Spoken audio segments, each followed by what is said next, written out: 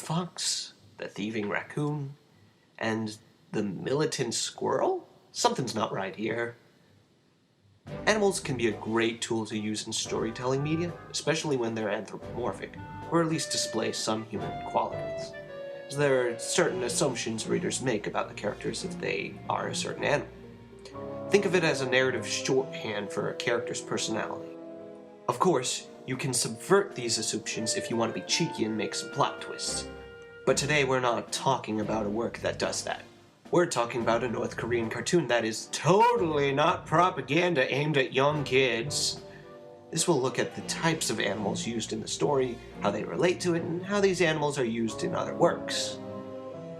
Let's start with some broad strokes first. In the show, the forces of the Lotus Valley, or Flower Village if you're doing the subtitled version, consists mainly of herbivores and foragers, the ones that don't actively hunt like apex predators.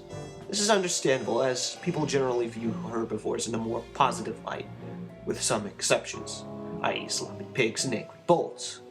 Conversely, their enemies are mostly carnivores and scavengers.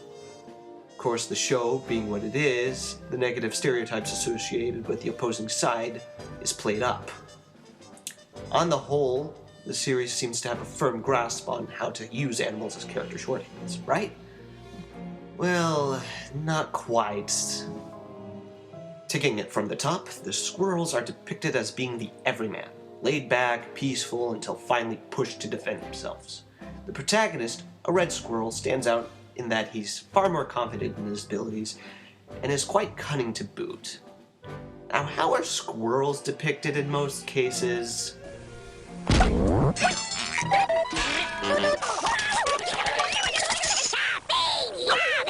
Yeah, they tend to be either hyperactive or fountains of snarky one-liners. Honestly, a bunny would have made a more effective protagonist. Aside from being explosive breeders, they tend to be associated with being witty and at times lucky, both being traits that lend themselves to being protagonists. Squirrels, not so much. Next are the hedgehogs, who are depicted as being the most protective of the allies. They're commonly seen as artillerymen. When they do get out into the field, they tend to throw their... Okay, jeez. Sonic has pretty much colored any other possible stereotype of hedgehogs. Strangely, the voice of Dr. Eggman is in the English dub too, so that's quite a coincidence. Speaking of Mike Pollock, his role is the bear that protects the Lotus Valley for all of not even one episode, as the bear gets terribly drunk, not, 15 minutes in? There's only one thing that a drunken bear can possibly stand for, and that is Soviet Russia. Or at least that's what it was at the time. Yeah, it's definitely an allegory for how North Korea couldn't count on Russia to protect them forever. Funny thing is, this was made before the USSR was dissolved. The last major animal in the Alliance are the ducks. They don't get too much focus outside of some battle scenes, but from what I can tell is that they have the same temperament as the squirrels. Functionally, they're the Navy and Air Force at the same time. In most depictions, ducks are indeed associated with the air and water, so that makes sense. But they tend to be a bit more temperamental. Though really, when things go south, it seems that just about everybody gets bloodthirsty in this series. The weasels are spot on as far as stereotypes are concerned. Cunning, deceitful, and all-around scummy. I've seen a few weasels in media, and that seems to hold true in nearly every depiction. Even Zootopia, which focuses on subverting animal stereotypes, played the weasel to the letter. Those that subscribe to the direct animal-to-country allegory attribute the weasels to the Japanese. Though there isn't much to go on, the only similarities are that they are across the sea and have access to greater technology than the squirrels. The rats are essentially the inept minions of the weasels, mostly depicted as being sneaky and selfish. While rats can be associated with these traits, modern media has a habit of subverting these stereotypes on several occasions. In practice, these depictions color the rats as seeming more sympathetic, especially when dealing with the merciless weasels. Perhaps this sympathetic depiction is why many associate the rats with South Koreans. The last major animal in the political allegory is the wolves. Wolves are depicted as being incredibly imposing and competent soldiers. Their antagonistic nature is a very common stereotype in older works, but much like the rats, these stereotypes change with time. Modern depictions characterize wolves as being dignified forms of dogs and at times symbols of the wild. Moreover, the deep familiar bonds that characterize wolf packs make them symbols of protection. No wonder that they are so popular with Western audiences.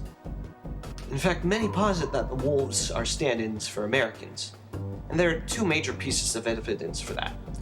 The first is the mere fact that they have appeared much later in the series, making them an interfering element, much like how America tends to be when it comes to international conflicts. However, there's one other piece. That one piece of evidence is this alligator! The alligator's negative stereotypes are much like the wolf, being a feared apex predator.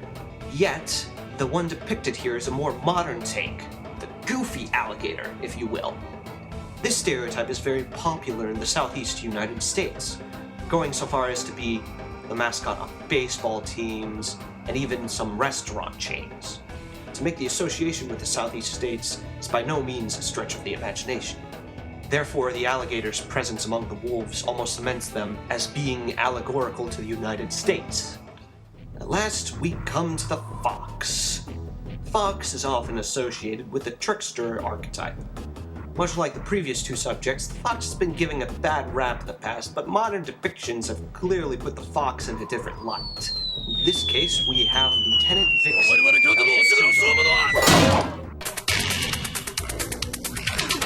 Yeah, this is the other kicker as to why people in the West have a fondness for the wolves in this show. Well, that's about it for Squirrel and Hedgehog. Yet there are so many animal stereotypes that are left untouched. Leave a comment below and tell us what other meanings you associate with animals depicted here, or even animals that weren't shown at all.